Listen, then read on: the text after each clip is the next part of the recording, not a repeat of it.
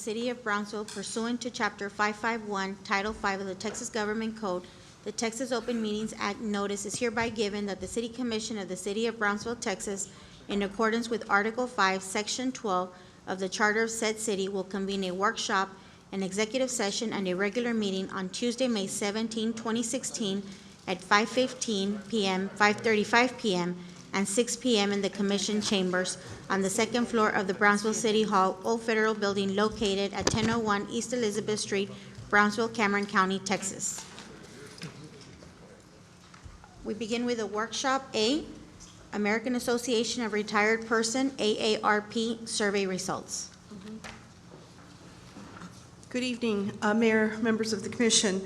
On April the 27th, the survey results were presented to a group of public folks, and so we have invited Veronica de la Fuente, who is the Associate State Director for AARP and responsible for outreach and advocacy, and she's going to share those survey results with you today. So, Veronica? Good evening, everyone. Hi, Mayor. How are you? Thank you all so much for having me this afternoon. We wanted to share with you a lot of the survey results that we gained from a survey that was taken last year from August to, I believe, November. And we had folks that were given 4 touches. They were sent out a pre-notification result survey indicating that we were going to be having the survey, and they were mailed these surveys in English and in Spanish. And so we were sent out approximately about 3,000 mailers out to the community. And so we included all of the zip codes in Brownsville, Olmito, and Los Fresnos, because they all do use services here in Brownsville. So we wanted to make sure we got everybody. So just a little bit about what we've been doing here in Brownsville. We've been holding caregiving workshops for those family members who need a space to commiserate with other caregivers and connect them to local resources. We also offer technology classes to help folks use smart devices to stay connected to their loved ones and the larger virtual community. We've been holding seminars to educate Brownsville residents on how to protect themselves against identity theft and fraud. And we're also going to be having a shredding day event here in Brownsville at your Brownsville Recycling Center this Saturday from 9 to 12. All of the programs that we've been offering, we offer them free to the public, and anyone is able to join us in these programs. So AARP is no longer your grandparents' organization for free trips or freebies or just being informed on Social Security and Medicare. AARP is raising the bar for investing deeply in the community to create a better city for current and future generations. So we thank you for helping us in that effort. So just a little bit about the survey. So that this works. Do I point it here? Or? Is it on? Ah, there it is. I think that's okay. So as you know, AARP designated the City of Brownsville as an age-friendly community, and this was done in June of 2014. The purposes of the document itself is to talk about the 8 domains of age-friendly communities, which is outdoor spaces, buildings, housing features, transportation and streets, job opportunities, community information, volunteering and civic engagement, social participation, inclusion, and education opportunities, and health and wellness. So a livable community is one that is safe and secure and has affordable and appropriate housing, transportation options, and offers supportive community features. So tonight I'll be sharing the data that we received from this survey. This will actually guide us in the work that we're going to be doing in the next 3 to 5 years, and how to better direct our work here. So we had about 296 survey respondents. Oh, okay. We had 286 survey respondents. 77% of them thought that Brownsville is a great place to live. 80% of them intend to stay in their home as they age.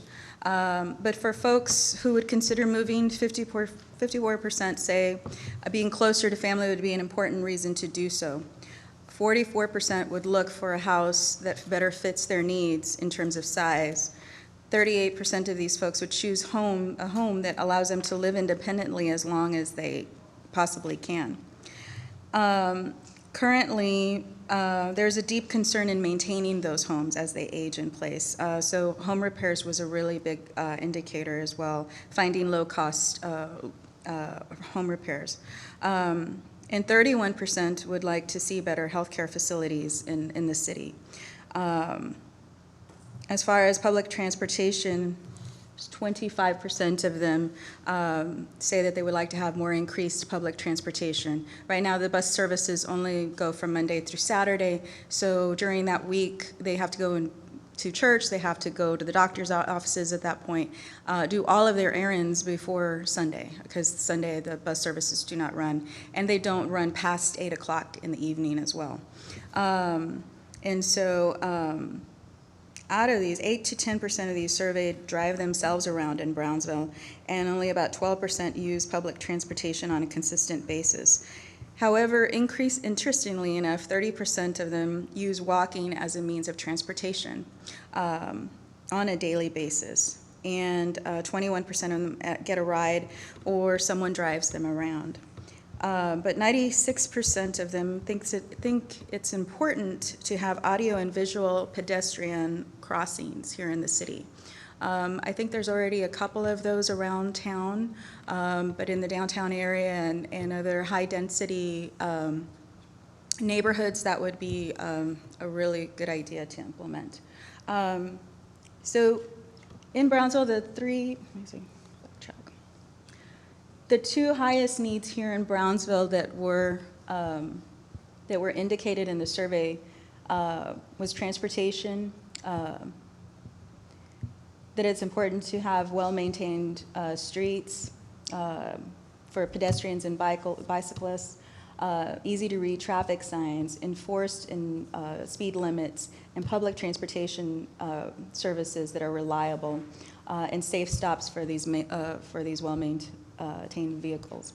Health was another larger component of this survey as well. They want to see a variety of health professionals in the Valley, and I think a lot of you all already know this. We don't have a lot of specialty care services in the Valley, and for most of those services, we have to travel outside of the Valley to San Antonio or to Houston to see a specialty care doctor. And so what can we do to try to attract folks to come down here for that? The reported needs and gaps in the survey, and gaps meaning that there's a lack of here in Brownsville for people that are 50 plus. Job opportunities is one. The other one is community information and volunteer engagement. In job opportunities, folks don't realize that there are jobs available to them as they age in place. If they've retired early, at 62 or 65 or retired earlier, and they don't feel like there's a job available for them.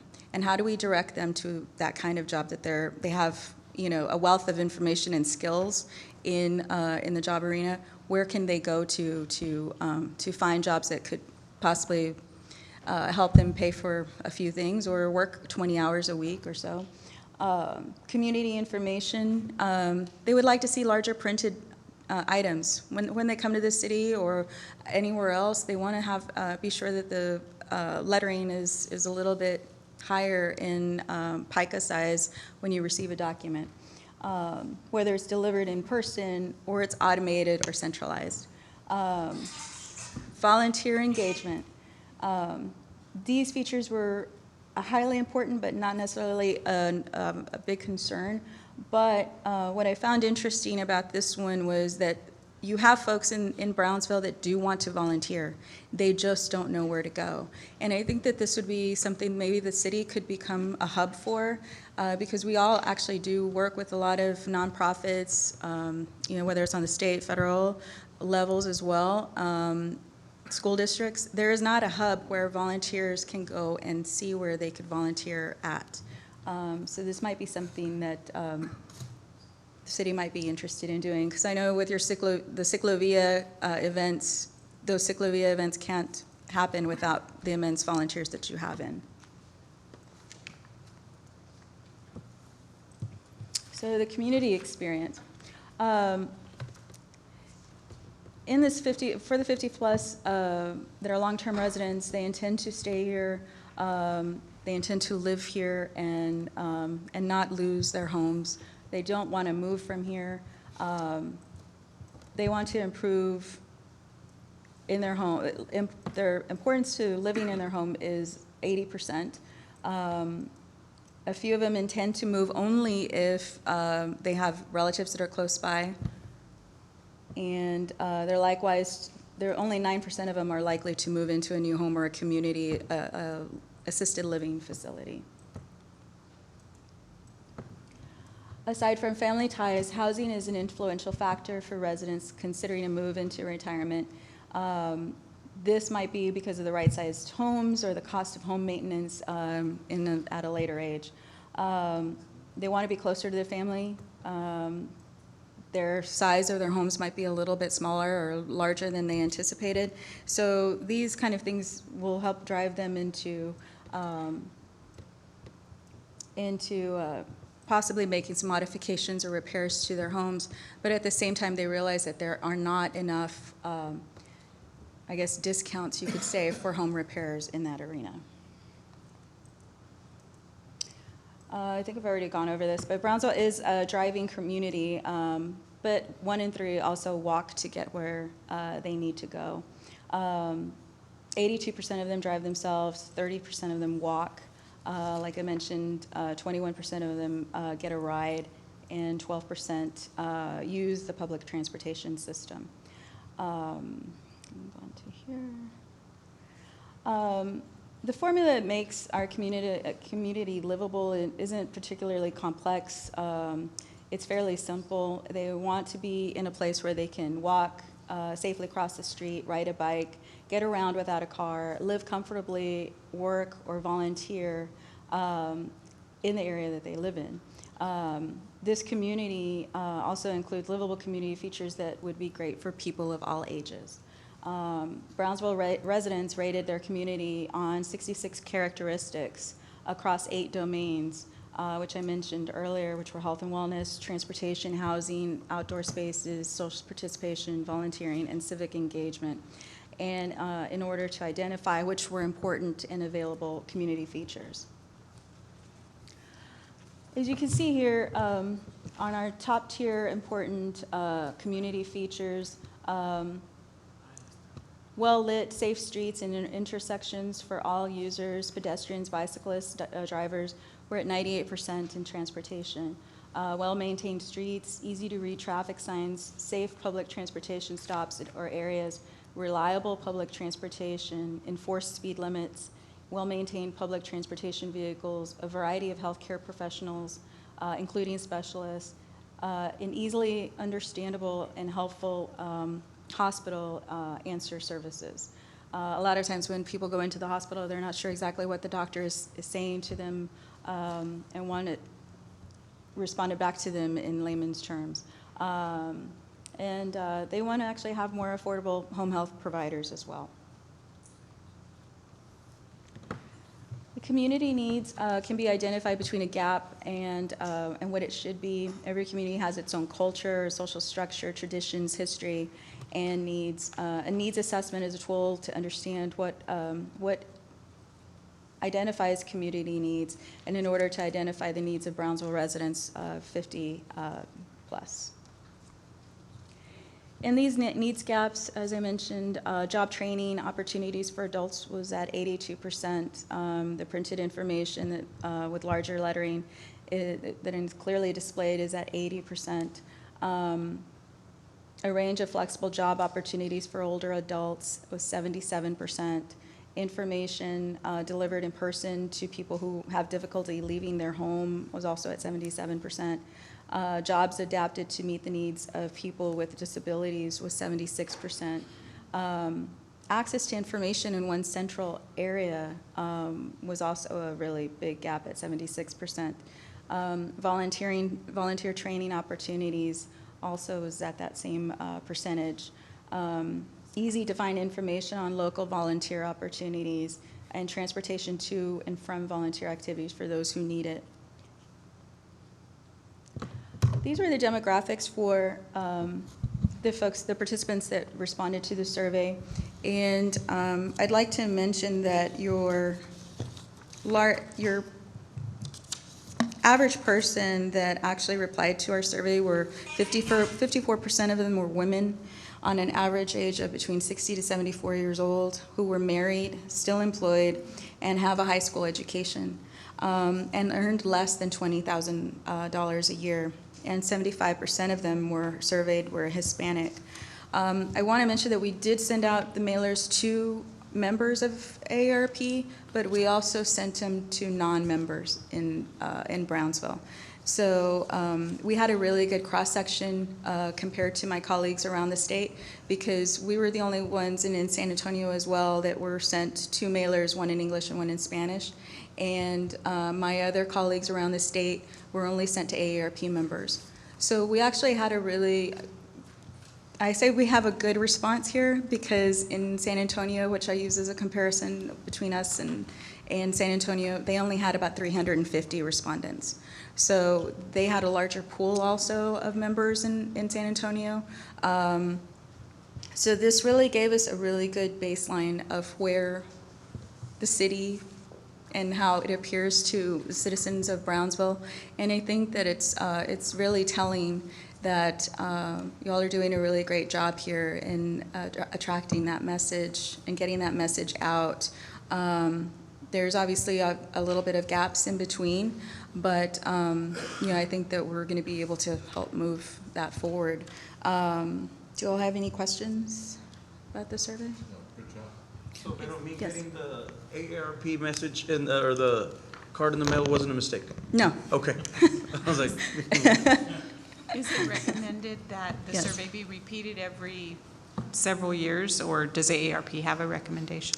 I think after this, I'm going to be talking with folks at UTRGV and School of Rural Public Health to see if we'll be able to attract a graduate student to help us write the plan. And then at that point, we'll be able to move forward Establish with a that. recommendation. Yeah, establish more recommendations from the city on all 8 domains. And then from that forward, I think this will be a good baseline, and then like in the next 3 years, we'll still have another study conducted and see, have that as a comparison to work with. This was, when we first, when the city was first designated, we sat in on, and Commissioner Gowan was part of this, and Art Rodriguez is the health director. We actually went through the survey, and it was 18 pages long, and we had actually cut it down to 9. But when our Public Policy Institute at our national office said, well, you all can go ahead and send it out again, we'll pay for it, which was really good, because we as our volunteers we're going to have to collect 1,500 surveys at 18 pages, and actually, like I said, we had cut it down to 9. They went ahead and mailed off 3,000 surveys, and they still mailed it off at 18. So it was still rather lengthy, but we had a good response from that. And so I think we'll be able to use this as a really good baseline, like I said, and in 3 years, again, we'll be able to revisit this and send out surveys and see what else are we missing, where did we not improve on, or what are we lacking still, Well, I want to thank you for what you did, and also Healthy Communities and our friends at the university. It was a labor of love to get even the surveys back that we did get back, as it is a difficult survey to take just from standpoint of length. But I think all too often our people are willing to accept things without having the courage to speak out. So this survey gives them the opportunity and the invitation to do so. Mm-hmm. And I hope that we will be listening. Mm-hmm. Yes, definitely. Thank you, Mayor. Thank you. Okay, thank you. thank you. Thank you. All right, thank you.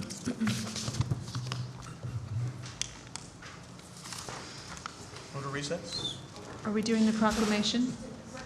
We're going to do the proclamation first.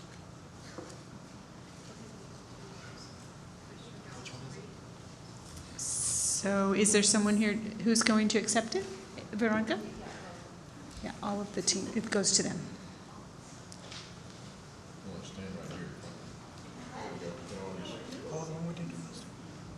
It's the older Americans. Yeah. Hello. Don? Hi, Don. So this is a proclamation of the City Commission of Brownsville, Texas, designating May 2016 as Older Americans Month. Whereas the City of Brownsville includes a community of older Americans who deserve recognition for their contributions to our nation, whereas the City of Brownsville recognizes that older adults are trailblazers, advocating for themselves, their peers, and their communities, paving the way for future generations, whereas the City of Brownsville is committed to raising awareness about issues facing older Americans and helping all individuals to thrive in communities of their choice for as long as possible. Whereas we appreciate the value of inclusion and support in helping older adults successfully contribute to and benefit from their communities, and whereas our community can provide opportunities to enrich the lives of individuals of all ages by promoting and engaging in activity, wellness, and social involvement, emphasizing home and community-based services that support independent living, and ensuring community members can benefit from the contributions and experiences of older adults.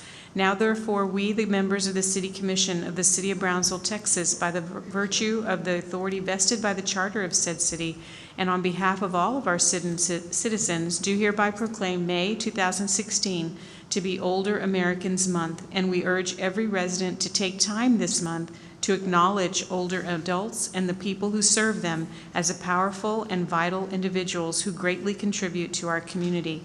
Done this the 11th day of May 2016, signed by the Mayor, Antonio Martinez, and the City Commission.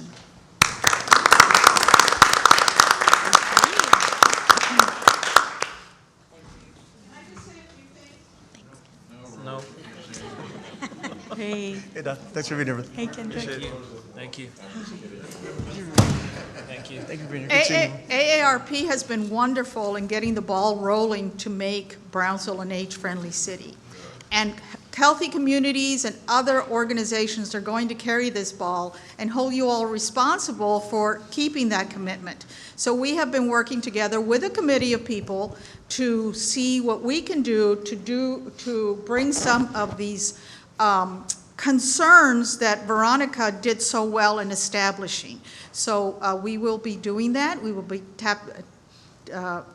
connecting with each and every one of you, bringing you up to date on what we're doing. We do have a senior advocacy coalition that is working towards that, and we're going to try to bring that back to you and let you know what we think we should be doing as a group. Okay? And Rose, thank you so much. Congratulations. You do a wonderful job. Thanks. Executive session A, discussion pursuant to section 551.072 of the Texas Government Code, deliberations regarding real property. Want to go in executive? Well, Second. I need to read B. Sorry.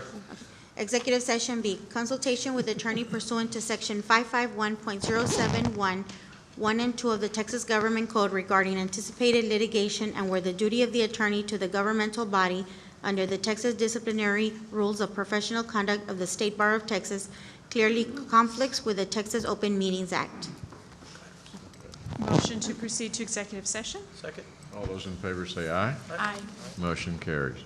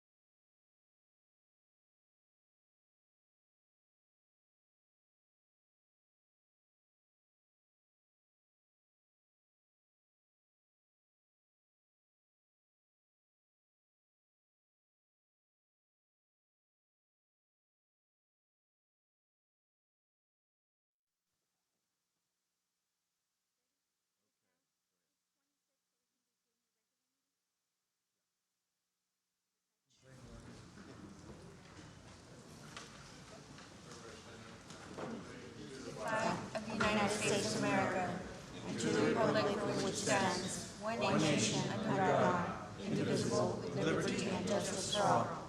Honor the Texas flag. I pledge allegiance to thee. Texas, one state under God, one indivisible.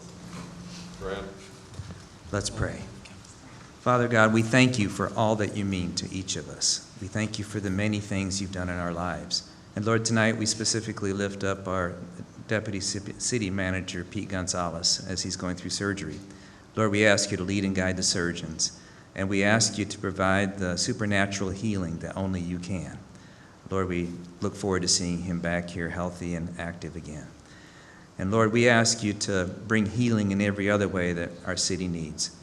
Bring healing to every relationship that needs it, reconciliation where appropriate.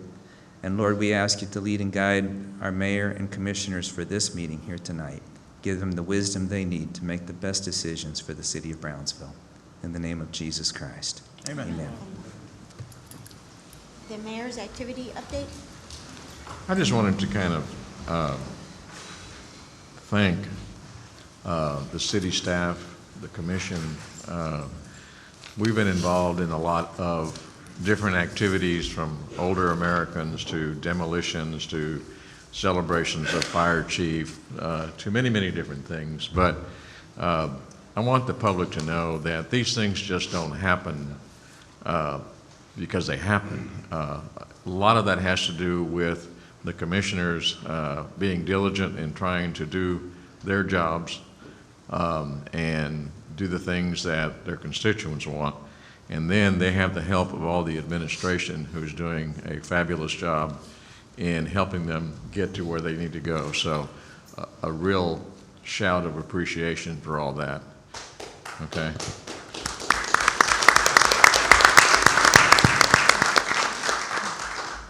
And that's all I have. Commissioner's activity update. I have one very special update. Today is Commissioner De Leon's birthday, Oh, wow, okay. and All right. Friday is Commissioner Longoria's birthday. So if you join me in wishing them a very happy birthday, we're not Are going to y'all sing. twins? Today they are. They both wore green ties. Okay.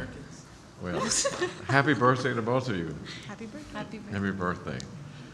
Well deserved. Both of you are now 29? And there's a Yeah, party okay. for them. All right, well, Okay. happy birthday, guys. Proclamations? Neurofibromatosis Awareness Month. Is there anyone here to accept it?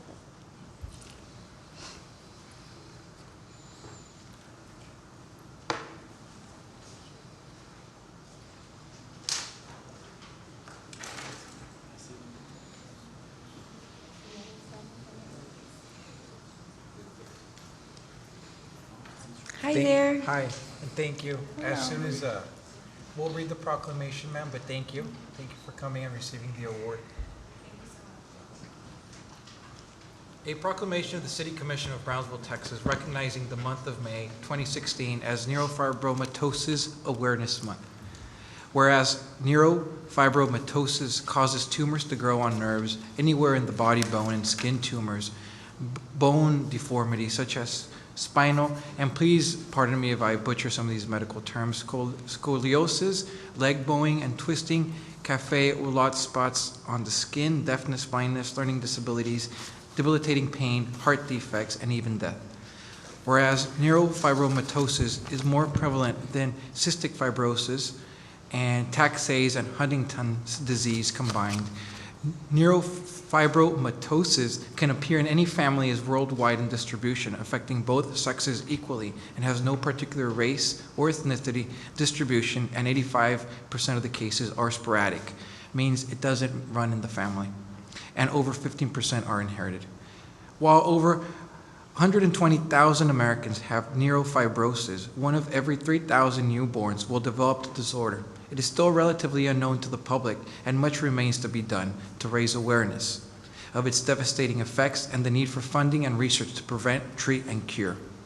Whereas the Children's Tumor Foundation leads the effort to fund critical research aimed at finding the causes of the disorder and developing treatment and a cure, and to provide support to parents, people, families, and those affected by neurofibrosis. Now therefore, we, the members of the City Commission of the City of Brownsville, Texas, by the virtue and authority vested by the Charter of said city, and on behalf of our citizens, do hereby recognize the month of May 2016 as Neurofibromatosis Awareness Month, and further call this observance to the attention of our citizens, signed the 17th of May by the Honorable Mayor and this Commission.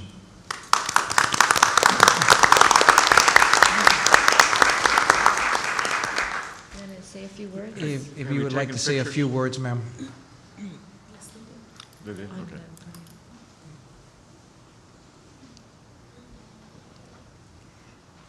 Good evening. I'd just like to say thank you on behalf of myself, my family, the Texas Neurofibromatosis Foundation, the Children's Tumor Foundation, and all the NF community. There is no cure, there is no prevention, there is no treatment. Right now, we're just looking at surgeries to remove tumors, chemo, radiation, which sometimes does not work, drug trials that are going on, and just pretty much waiting and see what happens. My son, my daughter, and my husband are all affected with NF type 1. My son has 2 brain tumors in his brain. He's had 3 surgeries thus far. My daughter has scoliosis, and she's got a plexiform neurofibroma growing on her back. There is not much we can do about it as of yet until it causes further problems. Then the doctors can go in to see if they can get it removed. Until then, we just wait and see. Unfortunately, they're both pretty young. We can't get into any trials yet for any medications, but as a parent, I do everything I can to try to keep on track and keep checking the databases and see when they become age appropriate to try to get them onto a clinical trial and see what can happen from there. There couldn't have been a better day since today is May 17th, World NF Awareness Day. So I really thank you from the bottom of my heart for doing this for us and Well, helping us we spread thank awareness. you, and we'll pray for you. Thank you so Thank much. you so Thank much. you for creating awareness. Thank you. Thank you.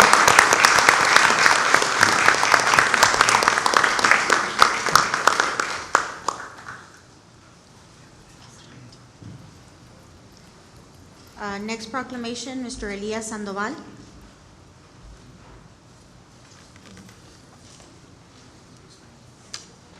If your family can close, come on.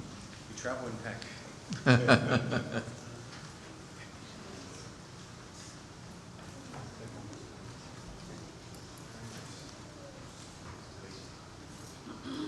So as everyone kind of makes their way up here to the podium, a couple weeks ago, Elias received the SBA Businessman of the Year award. And we had the first ever award here in Brownsville. And it was made that way because he himself is from Brownsville, born and raised here. And I felt the need to recognize him in particular, not only because of the SBA award, but because of his story. And sus padres, quiero hablar en español para no de respeto, ese día cuando estaba dándole las gracias y contando su historia, pues dijo que todo lo que había hecho era por sus padres y la familia y todo lo que vemos es algo sumamente importante y bien Bronzeville, así somos casi todos. Entonces, the proclamation of the City Commission of Brownsville, Texas, honoring and recognizing Elias Sandoval. Whereas Elias Sandoval was born and raised in Cameron Park to a family of migrant farm workers who traveled to Florida, Ohio, Iowa, and across the United States to pick and harvest fruits and vegetables. Sandoval was inspired by his parents to pursue his goals through optimism, determination, and hard work. Whereas Elias graduated from Homer Hanna High School in 2003 before attending St. Edward's University in Austin, Texas through the College Assistance Migrant Program. During that time, Elias studied abroad in Spain for 2 semesters at the Universidad de Alicante and Menéndez Pelayo International University before earning his bachelor's degree in business administration at St. Edward's University in 2007. After graduation, Elias went on to obtain several certifications in the field of credit management and real estate. Whereas Elias is the founder and CEO of Easy Solutions, an entrepreneurial company offering easy solutions to customers and businesses under one roof. Easy Solutions currently serves the credit, financial, insurance, construction, business, and technology industry with clients in 42 states, including Alaska and Puerto Rico, and has 3 operating branches, a corporate office, a construction warehouse shop, and a call center. Whereas on May 3rd, 2016, Elias was recognized by the U.S. Small Business Association Lower Rio Grande Valley District Office as U.S. SBA Small Business Person of the Year. And whereas Elias was nominated to serve as a BISD Principal for a Day at Burns Elementary and was also inducted to the BISD Alumni Hall of Fame in April 2016. Now therefore, we, the members of the City Commission of the City of Brownsville, Texas, by virtue of the authority vested by the Charter of said city and on behalf of all our citizens, do hereby honor and recognize Elias Sandoval and further call upon the citizens of Brownsville to celebrate the contributions of enterprising small business owners who contribute to the prosperity of their community. Done on this, the 17th day of May, 2016, Honorable Mayor Antonio Martinez and City Commission.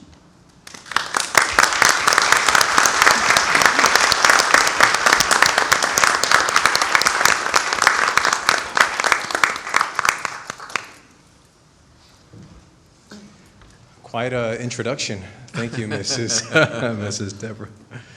Well, today is not my birthday, but I would happily meet Mr. Ricardo and Mr. De Leon this Friday. Just let me know when and where. My gang will show up to celebrate with you. It is an honor to be here today. Thank you for allowing this to happen. Thank you for this wonderful opportunity. Easy Solutions was a vision about 6 years ago. And thanks to the help and support from my parents, family and friends, the community, our affiliates that trust us with their clients, most importantly, my dedicated and loyal team. Some of them were able to join us today, so thank you. I'm proud to say, and I'm humbled to say that Easy Solutions is no longer a vision, but a reality. Easy Solutions, though, however, we're still at very young stages. We're still investing in research and development and trying to find better ways to streamline our day-to-day operations so that way we can continue to experience growth and also duplicate ourselves, not just here locally, but statewide, nationwide, and then also global. And along our journey, wherever you see an Easy Solution servicing the community, we're going to proudly represent Cameron Park, which I was born and raised, which I'll never forget, and also the city of Brownsville. So thank you and God bless.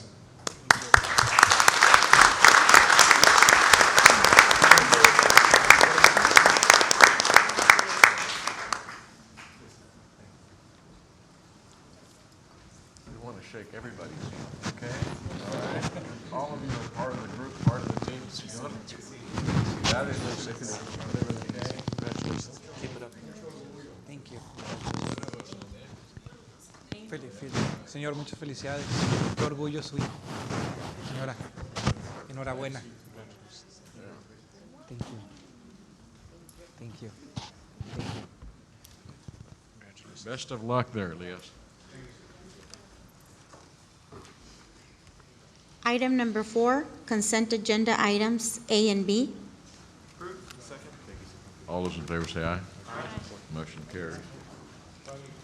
Item number 5, boards and commissions, consideration and action to appoint 1 member to the Historic Preservation and Design Review Board.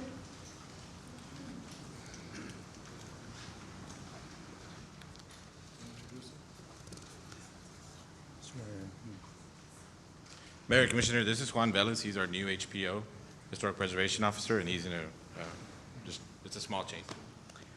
Yeah, I was before the architect, voting member of the Historic Preservation Board.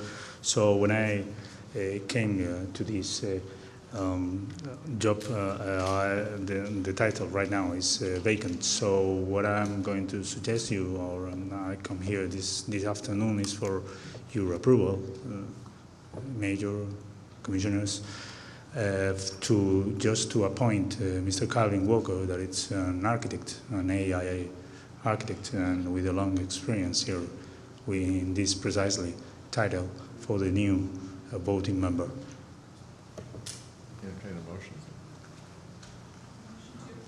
Second. All those in favor say aye. Aye. Motion carries. Thank you so much. Good Thank luck. you, Chief. Good luck. Public hearings, item number 6, public hearing and action on first reading on ordinance number 235-2016-026-S-CO to allow light commercial H, used car lot in the general retail H for .1377 acres of Lot 22, Block 9 of East Brownsville Addition located at 1717 Southmost Road. Mayor, City Commission, this is a case located on Southmost Road. It's a specific use permit for a used car lot. And this is the span between International and 14th Street. And the reason we do a specific use is because one of our ordinance says that a used car lot has to be on a state-maintained road. And this section of Southmost is not on a state-maintained road, but we've allowed other used car lots in the past.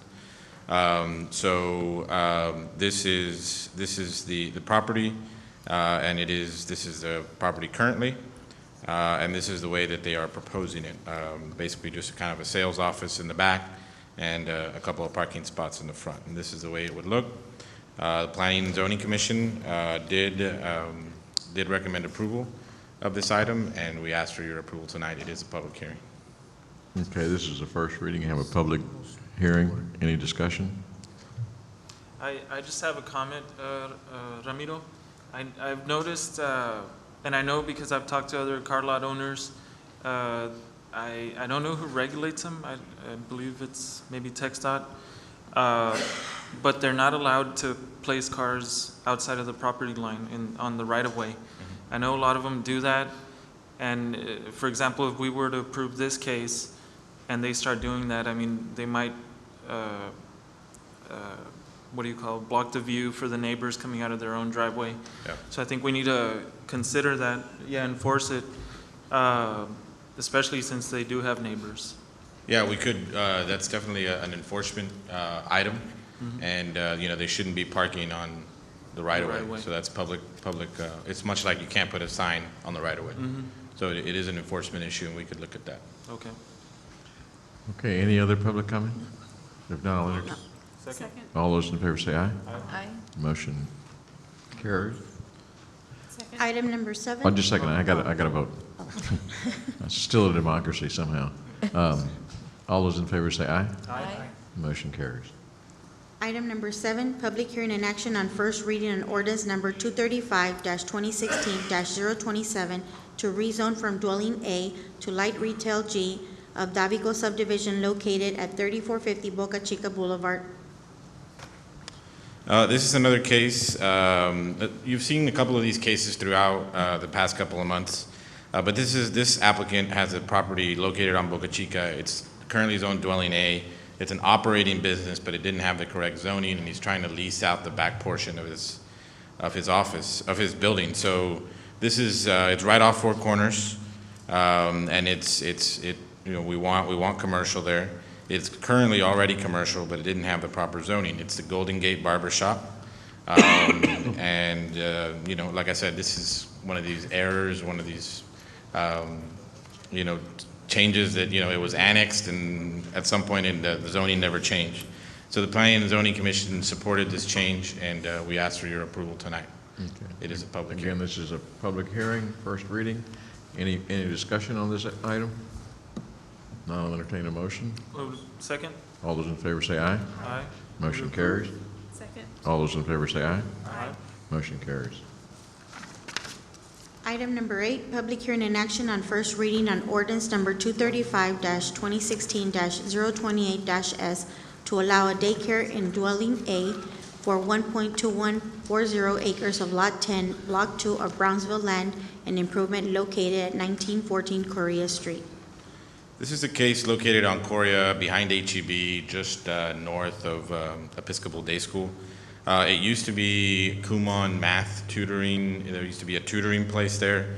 The tutoring place is now closed, and this applicant is wanting to do a daycare, a children's daycare. So it's a very similar to use to that, to a tutoring place. And so they applied for a specific use, and the Planning and Zoning Commission recommended approval of this. Usually, we get phone calls from this neighborhood.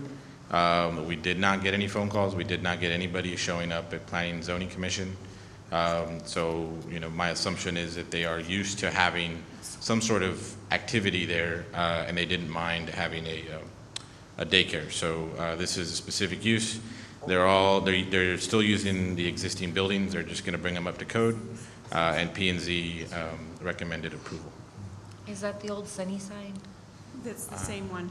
Yeah. So it was a daycare. It was a daycare Yeah. before. My dad went to kinder there. That may be why they're not calling. Long time ago. So it's going back. It's kind of floating, but specific Public uses are discussion, is anybody here to discuss this matter? Okay, we've got a move. Second. Okay, we got a motion and a second. All those in favor say aye. Aye. Move to Motion approve. carries. Second? All those in favor say aye. Aye. Motion Aye. carries. Mayor, I'm going to abstain on that one because I actually know the new owner, so I just want to make it clear for the record that I'm abstaining from the Okay. vote. Okay. Can send Austin. Item number 10, is that right? Item number 9. 9, okay, I'm Public sorry. hearing and action on first reading on ordinance number 235-2016-031-S to allow apartments G in a dwelling G for 1.4890 acres of Block 24 of Chicago Gardens subdivision located at 945 North Iowa. Good evening, Honorable Mayor and City Commissioners. This applicant is requesting to allow apartments in dwelling. This is a specific use. They want 7 duplexes, a total of 14 units. Here's the location on North Iowa. Here's the surrounding area. This was previously approved back in 2009. They just switched ownership, so they're proposing the same project. Here's the location of the properties, and the Planning and Zoning Commissioners recommend to approve. Okay, this is public hearing. Anybody here on this subject? Close. Second? All those in favor say aye. Aye. Motion carries. Motion to approve? Second. All those in favor say aye. Aye. Motion carries. Item number 10.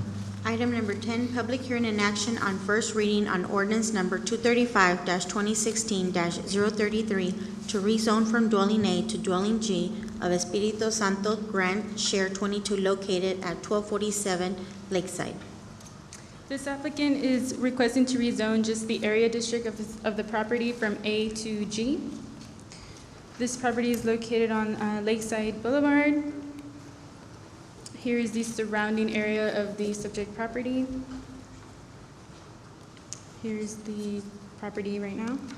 And the Planning and Zoning Commissioners recommend to approve from dwelling A to dwelling G. Okay. Public hearing? Would close. Second? All those in favor say aye. Aye. Motion. Second. All those in favor say aye. Aye. All. Motion carries. Item 11, public hearing and action on first reading on ordinance number 235-2016-034 to rezone from medium retail Y to general retail G for .9 acres of Charmaine subdivision located at 6,000 Dunabutte Court.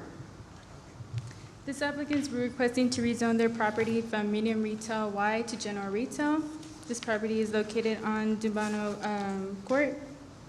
The surrounding area is already third commercial with light retail. Across the street, it is general retail. Here is the surrounding area with restaurants, plazas, single-family homes. And the Planning and Zoning Commissioners recommend to approve. Okay. Anyone here on this subject? No, I'll entertain a motion to close. Motion to close? Second. All those in favor say aye. Aye. Motion carries. Motion to approve? Second. Oh, was someone who filed the motion? Motion Okay. approved. Okay. Second, all those in favor say aye. Aye. Motion carries. Item number 12, public hearing and action on first reading on ordinance number 235-2016-035-S to allow a mobile vendor food court in a general retail G for 1.858 acres for Lot 4 and W 12 inches Lot 3, Block 1 of 11 located at 3107 Boca Chica. Mayor, City Commission, this is a request, a third request for the mobile food truck or food park. This is located along Boca Chica, and it's where Magic Time Car Wash is. So the applicant is proposing to redevelop that entire site, take away the car wash, build a new commercial center with a component of a food truck.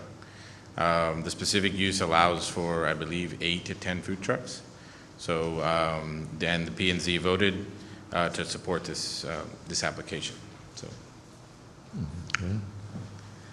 Anybody here on this one? Close? Second?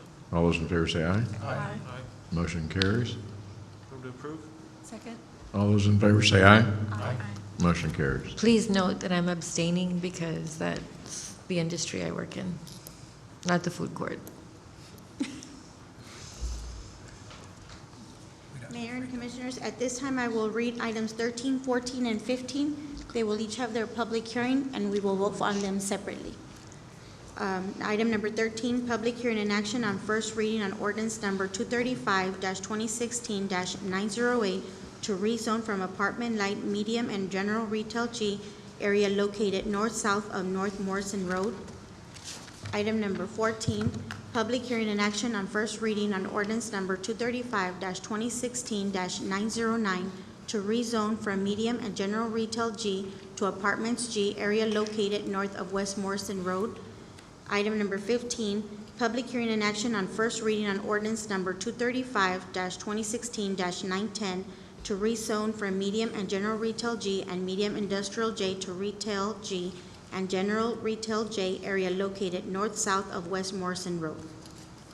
So this is a city-initiated, these 3 cases are city-initiated zoning cases, and it really is to clean up this entire area along Morrison Road. So these are some of the permitted uses in 3C and 4C, and it's much like what we see: restaurants, theaters, plazas, gas stations, et cetera, et cetera. In the dwelling category, well, single family, church, and schools, and hospitals. And this is, so all these 3 cases kind of wrap into each other, and I'll click through this stuff real quick. This is perhaps the reason why this change is needed. So you see this whole area, basically where Home Depot and Jason's Deli and all that is actually zoned 8th commercial. And 8th commercial allows for used car lots, junkyards, warehouses, flea markets, sexually oriented businesses, pawn shops, and penal or correction. So it's one of our highest uses, and hazardous and manufacturing as well. So as a city, we don't necessarily want to see that in our retail corridor. And so we are proposing to down into a 4C to once again allow for restaurants, theaters, the things that we all want to see in this area. So this is the way the zoning currently looks. And as you can see, it's kind of a patchwork. Some subdivisions were built over on top of apartment zoning, second commercial, and obviously this big gray, which is 8th commercial. And this is the final product once these ordinances are passed. So you see it'll all be 4th commercial. Some of it, or there's some apartments buffering the commercial from the single family, and the single family is coming down to single family, what it should be. So we hope to avoid any future issues. We've gotten some phone calls from a lot of people through here. We've addressed many other issues. A lot of the questions were, well, can I build a hotel, or can I build this? And I said, yes, under 4C, you can build just about anything you want. So I'll entertain any questions. This is a kind of a big change, but we feel it's a good change, and we feel it's a good exercise of our zoning authority. Okay, and is anybody here on this subject? Now I'll entertain a motion to close. Well, item number 13, it'll be the public hearing, if y'all can Yeah, vote. we would go 13, 14, and we separate vote for each one. So Yes. this would be item number 13. This is item 13. Okay, so this is the public, anybody here on that one? If I just not, have a question for Sure. Ramiro. The Morrison Road project, that was a public partner project, right? Yes, sir. Are these zoning changes in line with what the private parties had in mind? Yes, sir. We talked to the Bernards, who are very involved in here. We talked to a lot of the property owners in here because they were the first ones that called. And we addressed all their questions, we addressed all of their concerns. And they are in agreement with the fourth commercial zoning. Because the last thing they want is for somebody else to go and sell to a concrete plant, and then that kind of messes the whole thing up. So they're okay with these changes. Motion to close public hearing? Second? All those in favor say aye. Aye. Motion carries. Item number 14. Wait just a second, we have to have a motion to approve. Motion to approve. Second. All those in favor say aye. Aye. Motion carries. Item number 14, public hearing. Anyone here on this subject? If not, I'll entertain a motion to close. Motion to close public hearing? All those in favor say aye. Aye. Motion carries. Motion to approve? So moved. Second? All right. All those in favor say aye. Aye. Motion carries. Item number Item 15. Want to close Any- public hearing? Well, there's no one here on this issue? Okay. There's a motion to close. Is there a second? Second? All those in favor say aye. Aye. Motion carries. I would approve. Second? All those in favor say aye. Aye. Motion carries. Item number 16. Mayor and Commissioners, at this time, I will read items 16, 17, 18, and 19 together, and we'll do the same as before. We'll vote on them separately. Item 16, public hearing and action on first reading on ordinance number 235-2016-008 CO to rezone from dwelling G to general retail G for Lot 23, Block 28 of El Valle Grande subdivision, Section 3, located at 2600 West Alton Glore Boulevard. Item number 17, public hearing and action on first reading on ordinance number 235-2016-009 CO to rezone from dwelling G to general retail G for Lot 25 of Block 28 of El Valle Grande subdivision, Section 3, located near West Alton Glore Boulevard. Item number 18, public hearing and action on first reading on ordinance number 235-2016-011 CO to rezone from dwelling G to general retail G for Lot 29 of Block 28 of El Valle Grande subdivision, Section 3, located near West Alton Glore Boulevard. Item number 19, public hearing and action on first reading on ordinance number 235-2016-012 CO to rezone from dwelling G to general retail G for Lot 30 of Block 28 of El Valle Grande subdivision, Section 3, located near West Alton Glore Boulevard. Mayor, Commission, if you remember, these items were tabled on April 19th because with the instruction that both parties go back and try to work out and negotiate some sort of deal. So this is the area. We're all aware of it, and it's currently zone dwelling. The proposal is to go to fourth commercial, and so both parties are here again.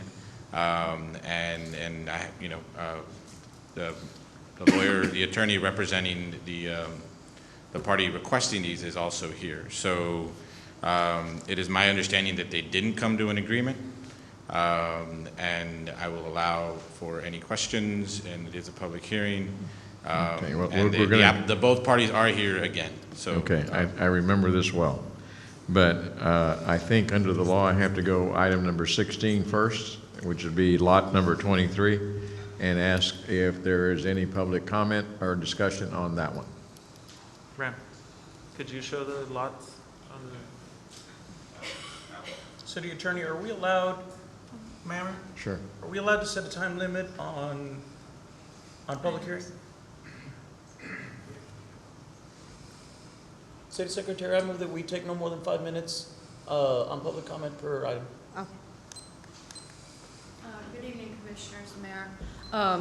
I'm the only one that's going to speak on behalf of the application, so, and I'm going to address, if I can, all four of the issues as they pertain to all four lots. We were tabled about a month ago in order to try to negotiate with the sole opponent of our application, Mr. Hinojosa. Mr. Manuel Salazar, who is a licensed real estate agent, who's the representative of Dr. Clay Paddington, met with Mr. Hinojosa, and he has signed an affidavit, I believe, in your packet that sets out what transpired at that meeting. Mr. Hinojosa apparently is not willing to sell. He wants to basically force the other owners to sell to him, so eventually he can own the whole block and develop it himself. At least that's what I understand. He's here, Mr. Hinojosa, to address that issue, and Mr. Salazar is here as well to answer any questions about what transpired at the meeting. He was asked point blank to name a price, and he's not willing to sell. So the attempt to compromise failed. In furtherance of our application, I would like to just reiterate what we've already done. Excuse me if I'm nervous. We got the Carnesi family restrictions have been removed. So the residential only has been removed. The covenants and restrictions were amended to also remove the residential only. We have a petition signed by 99 owners in El Valle in the rear behind. They're all in favor of rezoning and development of this property for the benefit of their neighborhood. So all of that is opposed to one person that's opposing us. The Planning and Zoning staff, as well as your Planning and Zoning Commission, have recommended that the rezoning be allowed. In fact, they are recommending an overlay, which we didn't ask for, that the property not be allowed for residential because it's on a state highway, 4-lane highway, bike lane, and they're saying that it shouldn't be used for residential. So I think the staff and the P&Z Commission opinions should count for quite a bit in a case like this. In summary, we're not just 4 lots. There's 4 other lots that are waiting to come on board. They didn't want to go to the time and expense until they saw what happened first.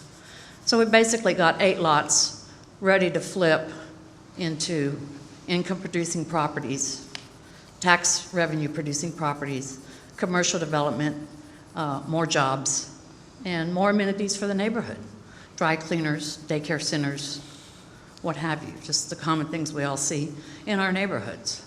And I think those uses are the highest and best use for this property. Nobody is going to build a house, as evidenced by the fact that they're still vacant, and they're probably the only vacant tracts on Alton Glore. There are residential tracts further down towards Lakeway, but they've been there for quite a while. So what we're asking is allow this property to be used to the benefit of everybody in Brownsville, and not allow just one person to oppose it and continue to oppose it to the detriment of all of us, especially the owners and the other taxpayers. And we'd just like you to consider that when you vote. Thank you, Michelle. Thank you. Appreciate it. Any other comments? Yes, sir.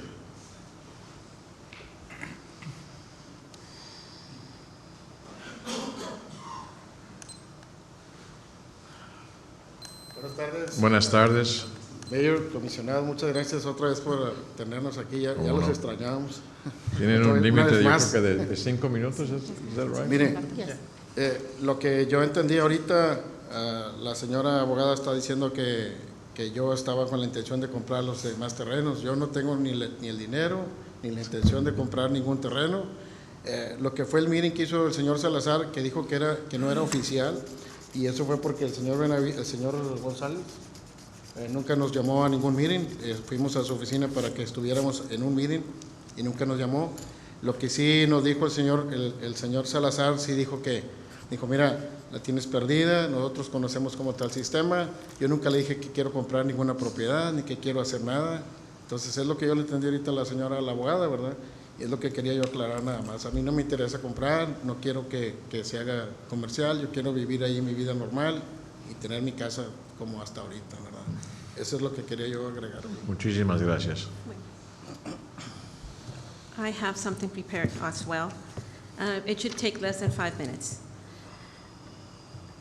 Good afternoon, Mayor Tony Martinez and Commissioners. This commission is aware of our standing, and I only hope and wish for a positive resolution in this matter. As you might recall, last month's meeting was tabled so that the parties involved could meet to exchange impressions and discuss our different situations. To date, We have never been summoned to any type of meeting by the city planning department. I just was informed that somebody came to visit my husband. I didn't realize that that was the meeting that was going to take place. I imagined something more formally in the city planning department. The uncertainty of what will happen to our home and the adjacent property that belongs to us has really taken a toll.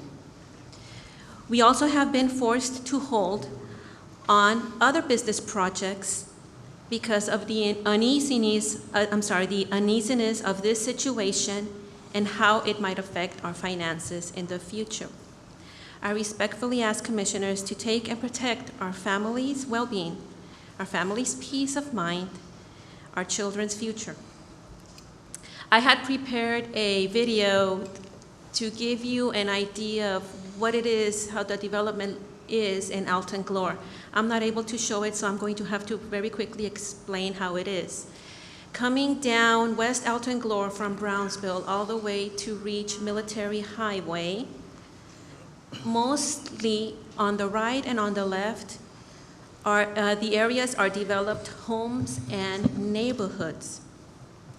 So my family is not asking from anything different than what has already been established, and we wish to remain that way.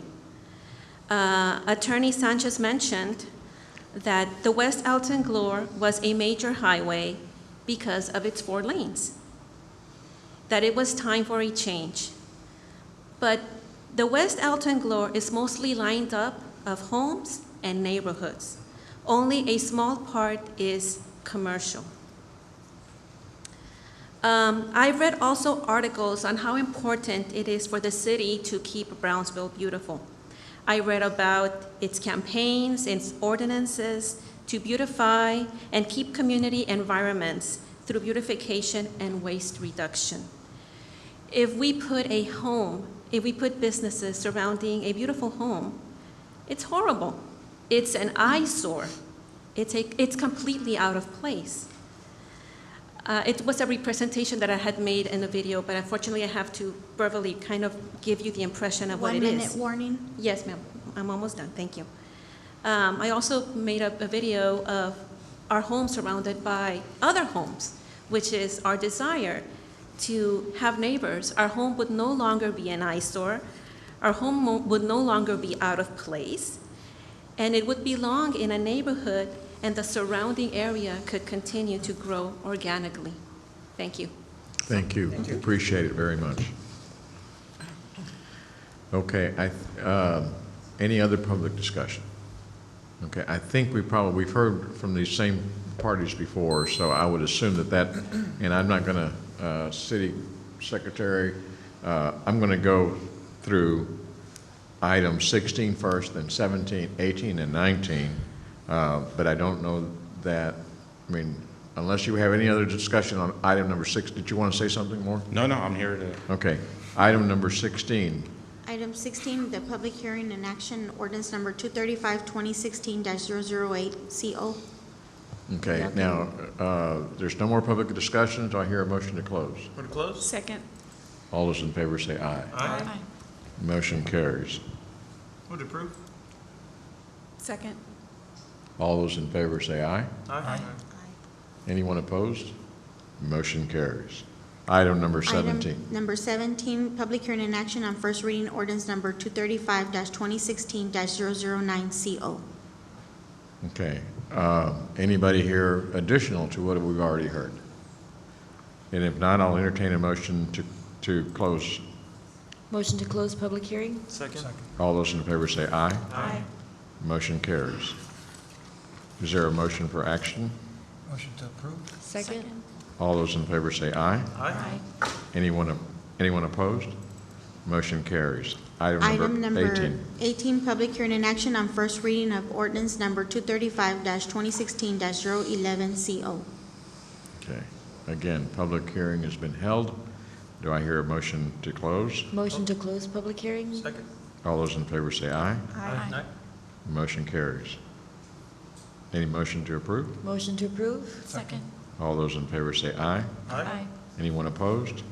Motion carries. Item number 19, public hearing and action on first reading on ordinance number 235-2016-012-CO. Again, Close public hearing? Second. all those in favor say aye. Aye. Motion carries. Any motion to approve? Motion to approve? Second. All those in favor say aye. Aye. Anybody opposed? Motion carries. That's the will of the commission. Thank you very much. Next, At this time, there are no public comments, okay. so we'll move on to. Moved on to item number 21. Item number 21, consideration and action on resolution number 2016-030, approving a plan of finance to issue certificate of obligation to finance the acquisition, construction, and equipping of various capital improvement projects, and authorizing the city staff and professional advisors to prepare and distribute all documents and take all actions deemed necessary in connection with preparing for the issuance of such obligations, including the selection of underwriters.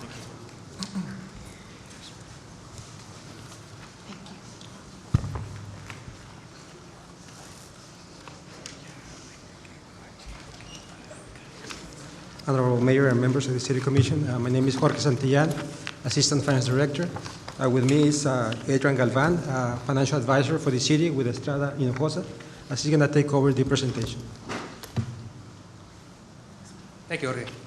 Good evening, Mayor, City Commissioners, City Manager. My name is Adrian Galvan. I work with Estrada Hinojosa and Company, your financial advisors. I'm here to go over the plan of finance for the proposed certificates of obligation. And we've got a handout. And if you turn to tab 1 of the handout and go to the second page on that.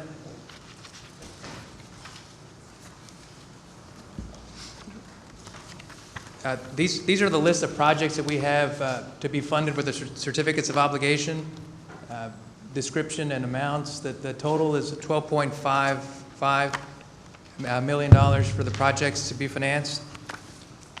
If there's any questions on this page, let me know. If you flip 2 pages after that,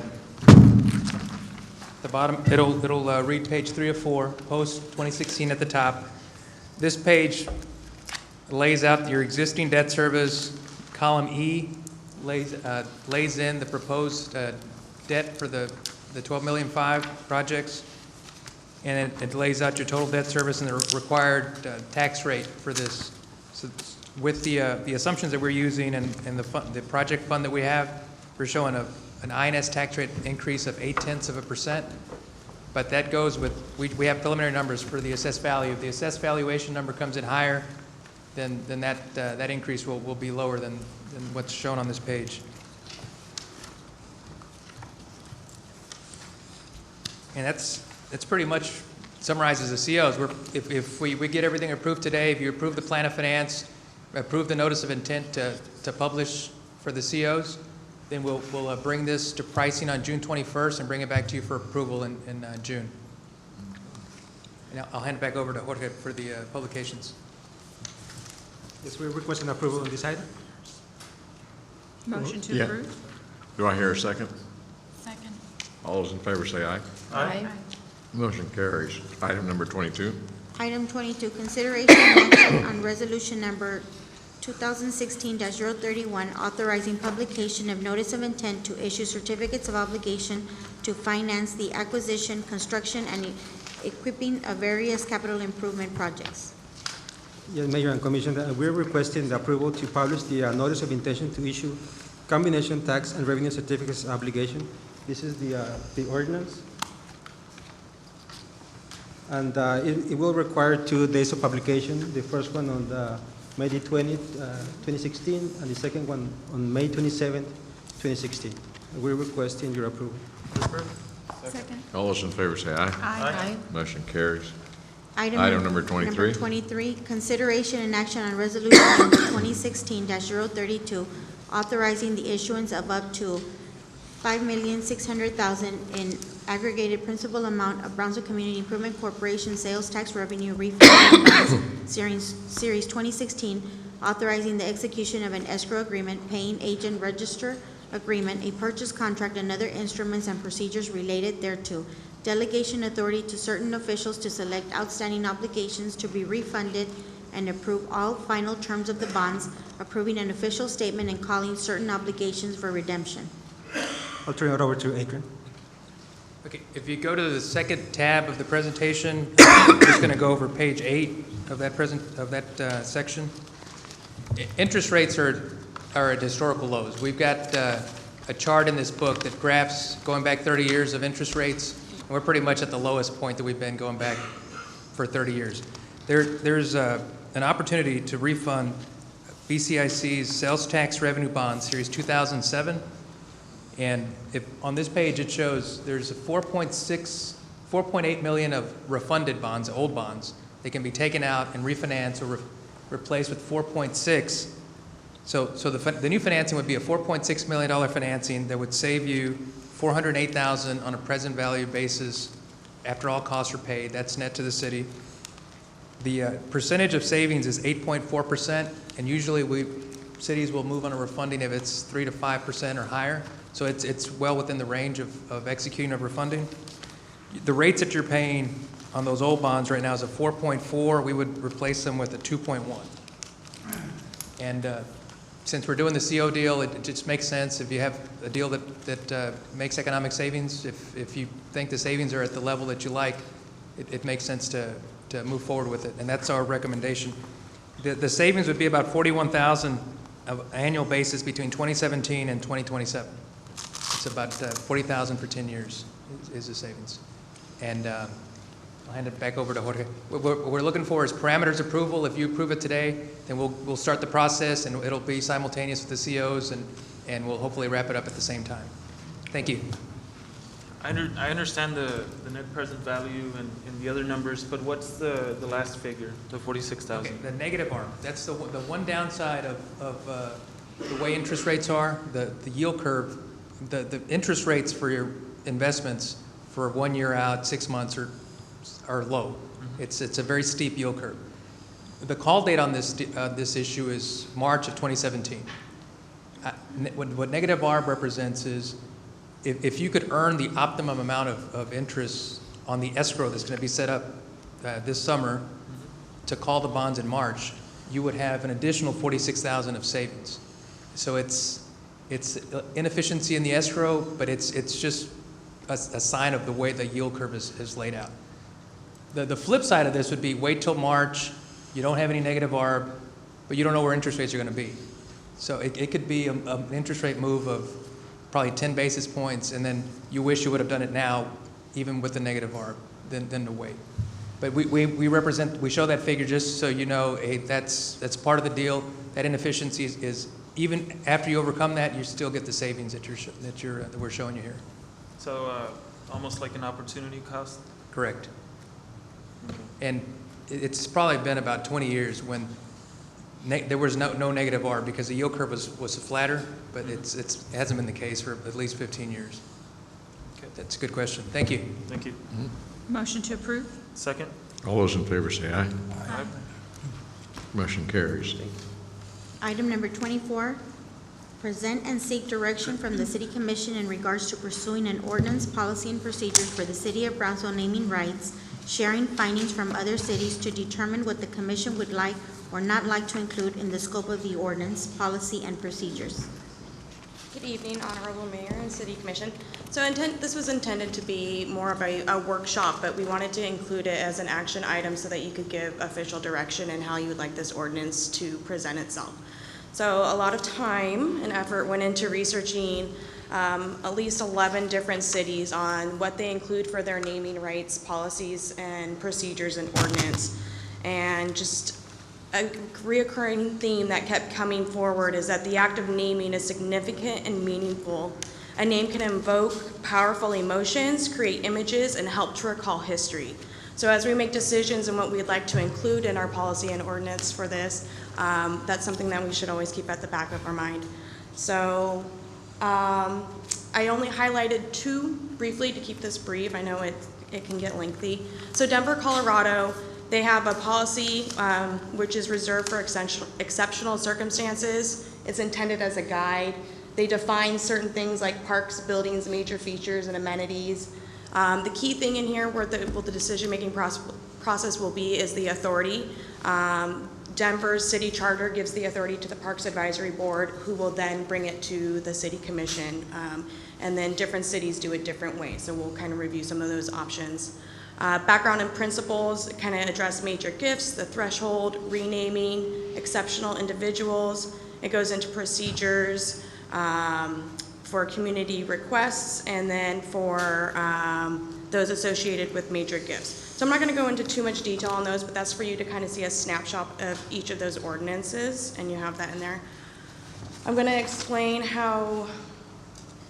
Okay, so hopefully this makes sense, and it's an easy checklist type of idea of what you would like to include. So it's kind of just like a menu that you would have at any restaurant. And so if you guys as you take notes at the end, you can say, yes, let's include this, no, let's not include that. I'll go back, put all the homework together, and then we can present it for an ordinance. So some things that can be in there is the backgrounds and principles, policy, purpose, the definitions, our procedures. How do we want this to go? Is it through an application process? Who does it go to the director? Does it go to city manager? Does it go to the Parks Advisory Board? And then on a recommendation, could it go to a subcommittee of the commission who would take a recommendation to the commission or straight to the commission? So you guys get to decide. It has certain things in here, general conditions, the business naming policy. I'll go into that a little bit in the next slide. What is considered a qualifying name, additional considerations, and some naming considerations, such as will the name have historical, cultural, and socially significance for generations to come? So these are things that we want to consider when we're going with a naming rights policy.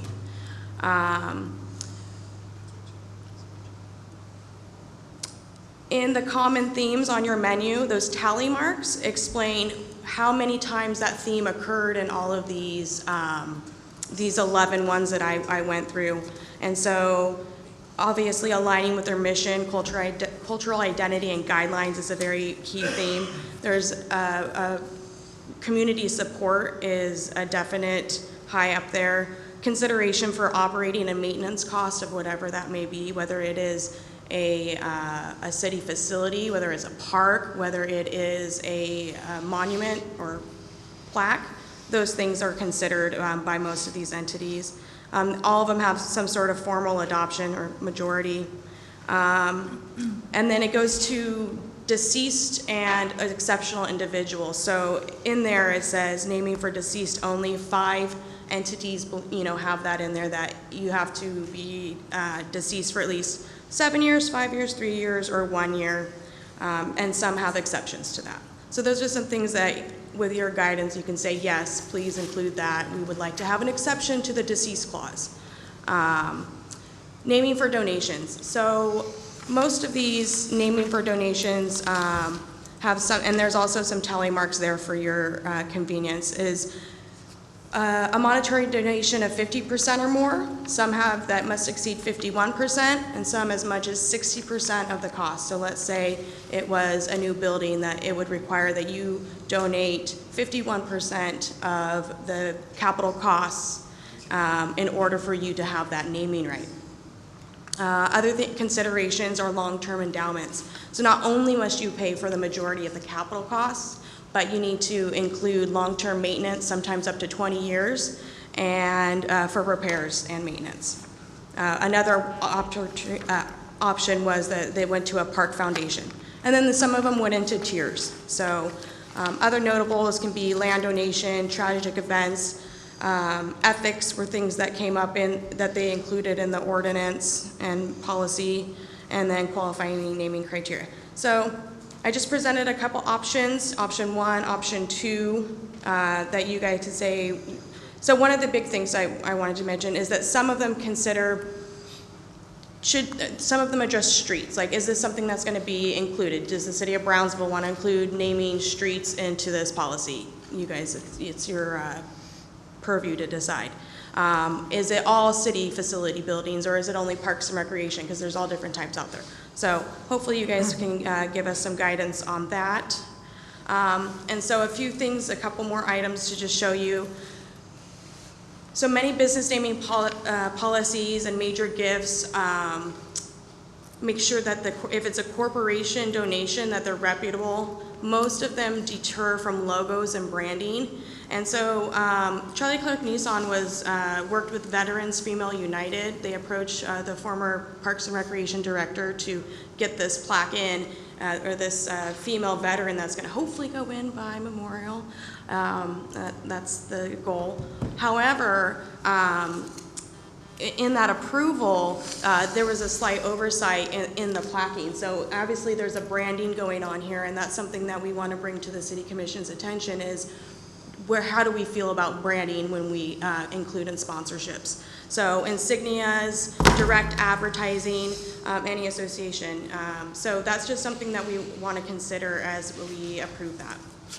Other cities have a process for naming new facilities, so it could be 30 days out before a facility opens. We're going to go for, have a naming committee, criterias, and things like that. So for example, our Brownsville Sports Park Gymnasium, that's what it's named right now. It's a lovely name, but maybe one day it'll have something a little more catchy.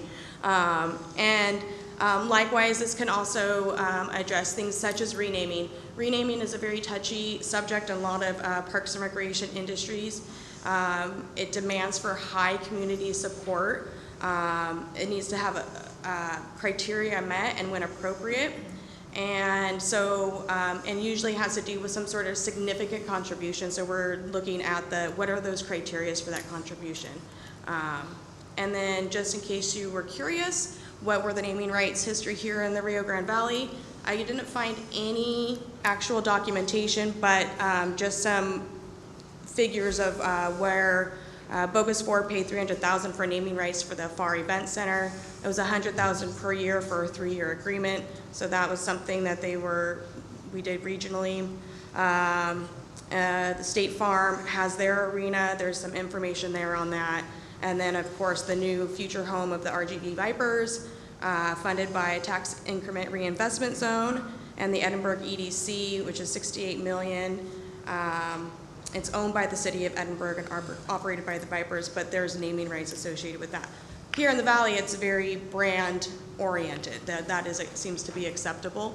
So, so here, pretty much is just guidance to proceed, how you would like us to see this, where you want me to go with this to present to you guys all for a formal adoption. Good. And any questions? I'm sorry, this is not an action item, Mr. Secretary. This is only seeking direction. And I tell you what, this is a much more complex issue than just a let's check off the boxes. Is my take on this one. I would suggest if you want a direction, I think you need to get with the city administration, city secretaries, Charlie, and say, I think we need to have a little workshop to kind of get a little bit better feel for it, and then as to whether we really need some public input on this one. Is a little bit more, I think, a little bit more prudent direction than me trying to check out these boxes. It's a little bit more complex than. Yeah, they're very detailed. It's very lengthy. It takes a lot. No, and I appreciate what you're doing here. Yeah. And again, I do not mean to be blocking any progress on this because I think it's a very good topic to discuss. But I'm afraid it not only does it come at the end. Yeah, it comes at a long day for some of these guys that have been doing a lot of these things today. We started, I think, at 3:30 already. So if you don't mind. Okay, move to continue. Yeah, we want to continue this conversation. Yes. All those in favor of continuing in some fashion, but we'll give you more direction, okay? Perfect. That's Thank all we you. see. Thank you. Okay. Okay. Yeah, does everybody in agreement? Everybody, all in favor say aye? Aye. Okay, everybody, that's what our direction is. Item number 25. Item number 25, consideration and action to adopt resolution number 2016-027 to approve the certification of the Medicultural District for the next 10 years. Mayors and Commissioners, I'm here on behalf of the Planning Department. We just asked approval that you approve this resolution to identify as a cultural district designation program, which will allow them to do an application that's due June 15, 2016. The Medicultural allows us to do economic development, tourism development, and any other items. Okay. Any questions? Mr. Lopez, quick question, sir.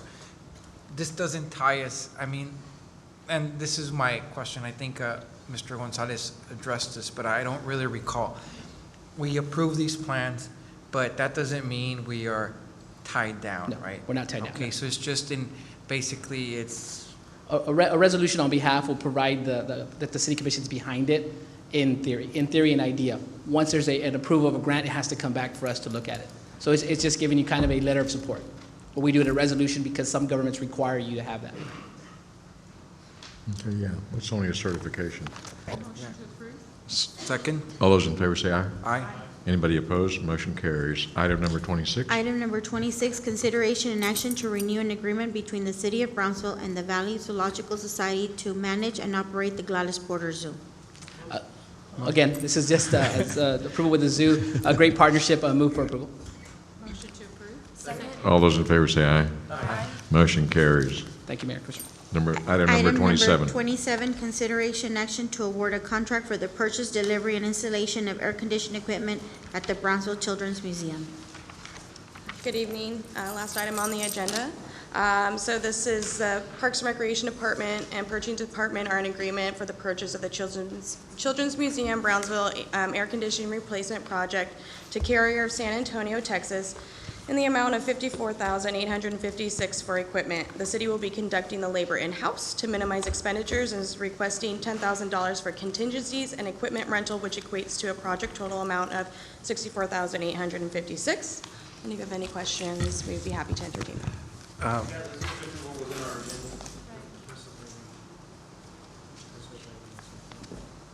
The Children's Museum? Ms. McClone, Yes, sir. if I may ask, now, and this is maybe a question for the city management also, are we treating all our museums equally, or are we helping some over others? And I understood that we pay their electric bill. That is my understanding, and some we have where we lend them the land for like $1 a year. But the thing is, well, if tomorrow the Fine Arts Museum air conditioning breaks down, would we also pay for that, or just? These are our buildings. This is Fine Arts Museum is not our building. Yeah, This okay. is our building. So And- which and- museums and- are ours and which ones are not? Well, this one's ours. I see. The facility is ours, the building. The total sum of the park belongs to us. Now, they are participating in this. They got $15,000 from the MIDI and $15,000 from BCIC. So they are participating financially in this, which is something we urged.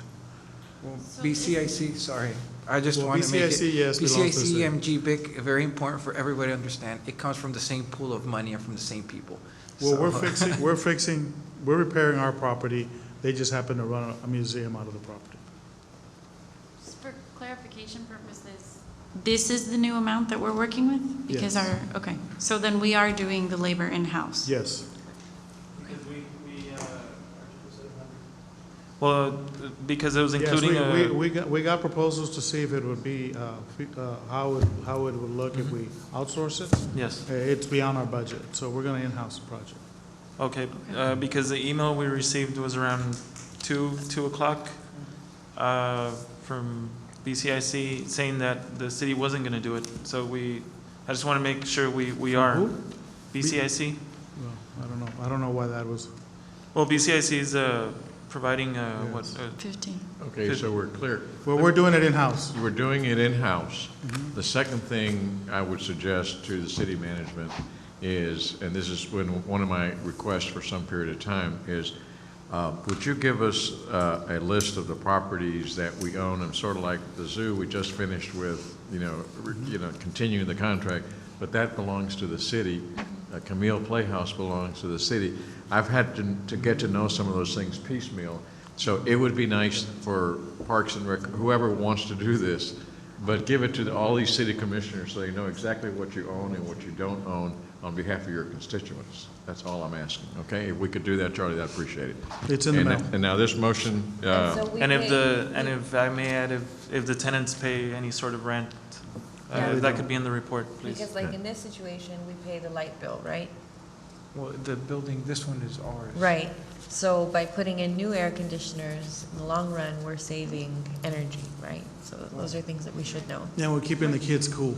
Yeah, most importantly, it's No, about the kids, right? but to that, But, yeah. no, to know that it's gonna Right. run more Yeah, yeah. efficiently, We're so gonna have- we're it gonna- benefits us to make sure that these buildings are maintained to this standard. And- The air to that- conditions, and the air conditions are in bad shape, yes. Right, no, and This will it help us. costs more money to run them when they're like that, Right. so. The other thing, commissioners, is, you know, you really ought to do a little study, so with PUB, as to what you can replace with LED and if things of Yes. that nature, so that you can bring down there is quite a bill that we have for a light bill that we can really reduce if we put our minds to it. So, this number 27, it's an action item. Do I hear a motion? Motion to approve. All those in favor say aye. Third. Aye. Motion carries. Thank you all so much. Do I hear a motion? Second? All those in favor say aye. Aye. Thank you all for being here. Have a great evening.